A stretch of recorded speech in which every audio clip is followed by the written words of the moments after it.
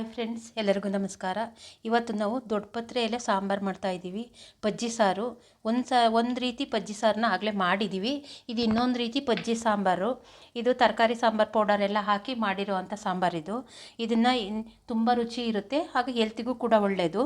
ಸುಲಭವಾಗಿ ಮಾಡ್ಕೋಬೋದು ಈ ಮಳೆಗಾಲದಲ್ಲಿ, ಚಳಿಗಾಲದಲ್ಲೆಲ್ಲ. ನೀವೊಂದು ಸಲ ಇದನ್ನು ಮಾಡಿ ನೋಡಿ, ತುಂಬ ರುಚಿಯಾಗಿ ಬರುತ್ತೆ. ಇದ್ರ ಜೊತೆಗೆ ಹಪ್ಪಳ, ಉಪ್ಪಿನಕಾಯಿ, ತುಪ್ಪದ ಜೊತೆ ಹಾಕ್ಕೊಂಡು ಊಟ ಮಾಡ್ತಾಯಿದ್ರೆ ಖಾರವಾಗಿ ಸಾಂಬಾರು ಮಾಡ್ಕೊಂಡು ತುಂಬ ರುಚಿ ಇರುತ್ತೆ. ಇದನ್ನು ಹೇಗೆ ಮಾಡೋದು, ಈ ಸಾಂಬಾರನ್ನ ಏನೆಲ್ಲ ಸಾಮಗ್ರಿಗಳು ಬೇಕಂತ ನೋಡ್ಕೊಳ್ಳೋಣ ಬನ್ನಿ. ದೊಡ್ಡಪತ್ರೆ ಎಲೆ ಸಾಂಬಾರು ಮಾಡೋದಕ್ಕೆ ಒಂದು 25 ಎಲೆ ತೊಗೊಂಡಿದ್ದೀನಿ.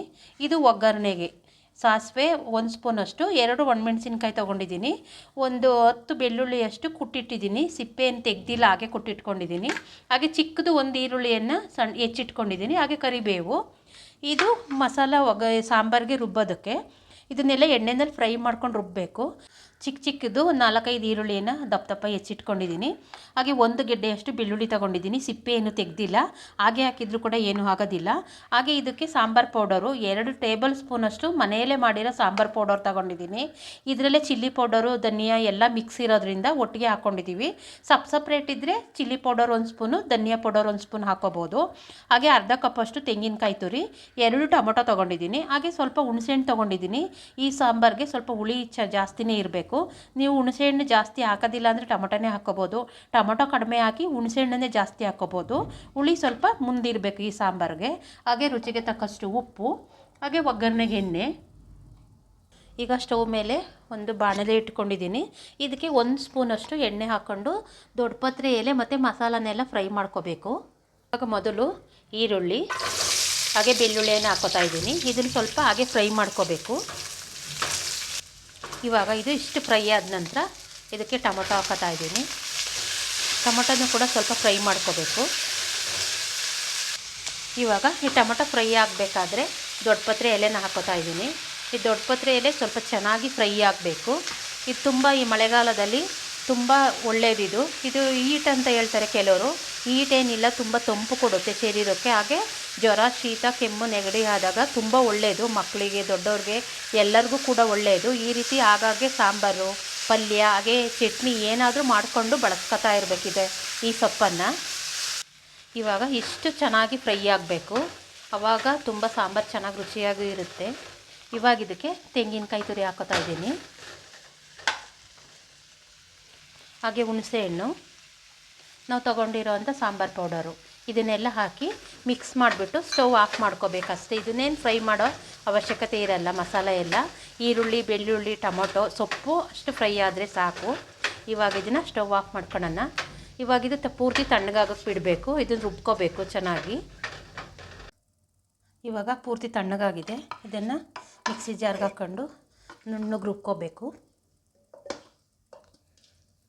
ಇವಾಗ ಇದಕ್ಕೆ ನಾವು ಫ್ರೈ ಮಾಡಿರೋ ಅಂಥ ಬಾಣಲೆಗೆ ಸ್ವಲ್ಪ ಮಸಾಲೆ ಎಲ್ಲ ಉಳಿದಿರುತ್ತೆ, ಅದರಿಂದ ಸ್ವಲ್ಪ ನೀರು ಹಾಕೋತಾ ಇದ್ದೀನಿ. ಈ ರುಬ್ಬೋದಕ್ಕೆ ಎಷ್ಟು ನೀರು ಬೇಕು ಅಷ್ಟು ಹಾಕ್ಬಿಟ್ಟು ನುಣ್ಣಗೆ ರುಬ್ಕೊಂಬರ್ಬೇಕು. ಇವಾಗ ನೋಡಿ ಇಷ್ಟು ನುಣ್ಣಗೆ ರುಬ್ಕೋಬೇಕು. ನಾವು ಕಾಯಿ ಹಾಕಿರ್ತೀವಲ್ಲ, ಕಾಯಿ ಬೇಗನೆ ತೆಗೆದ್ರೆ ನುರಿಯೋದಿಲ್ಲ. ಸೊಪ್ಪೆಲ್ಲ ಬೇಗ ಸಣ್ಣ ಆಗುತ್ತೆ, ಕಾಯಿ ಸಣ್ಣ ಆಗೋದಿಲ್ಲ. ಅದರಿಂದ ಸ್ವಲ್ಪ ನುಣ್ಣಗೆ ರುಬ್ಕೋಬೇಕು. ಒಗ್ಗರಣೆ ಮಾಡ್ಕೋಬೇಕು ಸಾಂಬಾರಿಗೆ. ಅದರಿಂದ ಎಣ್ಣೆ ಹಾಕ್ಕೊಂಡಿದ್ದೀನಿ ಫಸ್ಟು.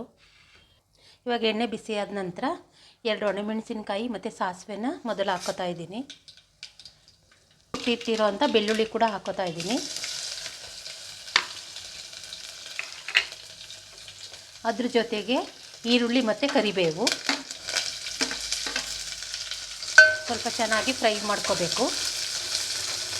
ಇವಾಗ ನಾವು ರುಬ್ಬಿಟ್ಟಿರೋ ಅಂಥ ಮಸಾಲಾನ ಹಾಕ್ಕೋಬೇಕು. ಸಾಂಬಾರಿಗೆ ಖಾರ ರುಬ್ಬಿದ್ದೀವಲ್ಲ ಅದನ್ನ ಹಾಕ್ಕೋಬೇಕು. ಇವಾಗ ನಾವು ಮಿಕ್ಸಿ ಜಾರ್ಗೆ ಸ್ವಲ್ಪ ನೀರು ಹಾಕ್ಕೋಬೇಕು. ಸಾಂಬಾರು ಎಷ್ಟು ಹದ ಬೇಕು, ತೆಳು ಬೇಕೋ ಇಲ್ಲ ಗಟ್ಟಿಯಾಗಿರಬೇಕೋ ನೋಡ್ಕೊಂಡು ನೀರು ಹಾಕಿ ಕುದಿಸ್ಕೋಬೇಕಾಗುತ್ತೆ. ಇವಾಗ ನೀರು ಹಾಕಿದ ನಂತರ ನಮಗೆ ಎಷ್ಟು ತೆಳು ಬೇಕು ಇಲ್ಲ ದಪ್ಪ ಗಟ್ಟಿಯಾಗಬೇಕು ಸಾಂಬಾರು ನೋಡಿಕೊಂಡು ನೀರು ಹಾಕಿ ಕುದಿಸ್ಕೋಬೇಕು. ಇವಾಗ ರುಚಿಗೆ ಎಷ್ಟು ಬೇಕಷ್ಟು ಉಪ್ಪು ಹಾಕ್ಕೋಬೇಕು. ಇವಾಗ ಉಪ್ಪು ಹಾಕಿದ ನಂತರ ಒಂದು 2-3 ಕುದಿ ಬಂದರೆ ಸಾಕು. ಯಾಕೆಂದರೆ ನಾವು ಮಸಾಲೆ ಎಲ್ಲ ಫ್ರೈ ಮಾಡ್ಕೊಂಡಿದ್ದೀವಿ, ಹಸಿದು ಯಾವುದೂ ಹಾಕಿಲ್ಲ. ಆದ್ದರಿಂದ ತುಂಬ ಹೊತ್ತೇನು ಕುದಿಸೋದು ಬೇಡ. ಒಂದು 2-3 ಕುದಿ ಬಂದರೆ ಸಾಂಬಾರು ರೆಡಿ ಆಗುತ್ತೆ. ತುಂಬ ರುಚಿಯಾಗಿರುತ್ತೆ. ಅನ್ನಕ್ಕಂತೂ ತುಂಬ ಚೆನ್ನಾಗಿರುತ್ತೆ, ಮುದ್ದೆಗೂ ಚೆನ್ನಾಗಿರುತ್ತೆ. ಈ ಚಳಿಗಾಲದಲ್ಲಿ ಖಾರವಾಗಿ ಈ ರೀತಿ ಸಾಂಬಾರನ್ನ ಮಾಡ್ಕೊಂಡ್ರೆ ಹೆಲ್ತಿಗೂ ಕೂಡ ಒಳ್ಳೆಯದು. ಈ ರೀತಿ ಚೆನ್ನಾಗಿ ಕುದಿಬೇಕು. ಈಗ ನೊರೆ ಬರುತ್ತಲ್ಲ, ಆವಾಗ ಇದು ನೊರೆ ಬರಬೇಕಾದ್ರೆ ಉಕ್ಕಬಾರ್ದು. ಇದರಲ್ಲೇ ಟೇಸ್ಟ್ ಇರೋದು. ಸಾಂಬಾರು ಯಾವುದೇ ಸಾಂಬಾರು ನಾವು ಮಾಡಲಿ, ಇದು ಉಕ್ಕದೆ ಈ ರೀತಿ ಚೆನ್ನಾಗಿ ಕುದಿಸ್ಕೋಬೇಕು. ಇದು ಸ್ವಲ್ಪ ಕಡಿಮೆ ಆಗಬೇಕು. ಈ ನೊರೆ ಬರ್ತಿದೆಯಲ್ಲ, ಈ ರೀತಿ ಇದೆಲ್ಲ ಅಲ್ಲಿನ ತನಕ ಸ್ವಲ್ಪ ಕುದಿಸ್ಕೋಬೇಕು. ಇವಾಗ ಚೆನ್ನಾಗಿ ಕುದೀತಾ ಇದೆ. ಇಷ್ಟ ಆದರೆ ಇವಾಗ ಸಾಂಬಾರು ರೆಡಿ ಆಗುತ್ತೆ. ಈ ರೀತಿ ಸಾಂಬಾರನ್ನ ನೀವು ಒಂದ್ಸಲ ಟ್ರೈ ಮಾಡಿ, ತುಂಬ ಚೆನ್ನಾಗಿರುತ್ತೆ. ಮಳೆಗಾಲದಲ್ಲಿ, ಚಳಿಗಾಲದಲ್ಲಿ ಕೂಡ ಶೀತ, ಕೆಮ್ಮು, ನೆಗಡಿ, ಜ್ವರ ಏನಾದರೂ ಬಂದರೆ ಖಾರವಾಗಿ ಬಾಯಿ ರುಚಿಯಾಗಿ ಈ ರೀತಿ ಬಜ್ಜಿ ಸಾರುಗಳನ್ನ ಮಾಡ್ಕೊಳೋದ್ರಿಂದ ಹಪ್ಪಳ ಉಪ್ಪಿನಕಾಯಿ ಜೊತೆಗಂತೂ ತುಂಬ ರುಚಿ ಇರುತ್ತೆ. ನೀವೊಂದ್ಸಲ ಟ್ರೈ ಮಾಡಿ. ಹಾಗೆ ನಮ್ಮ ಚಾನಲ್ನ ಸಬ್ಸ್ಕ್ರೈಬ್ ಮಾಡ್ಕೊಳ್ಳಿ, ಹಾಗೆ ಲೈಕ್ ಮಾಡಿ, ಶೇರ್ ಮಾಡಿ.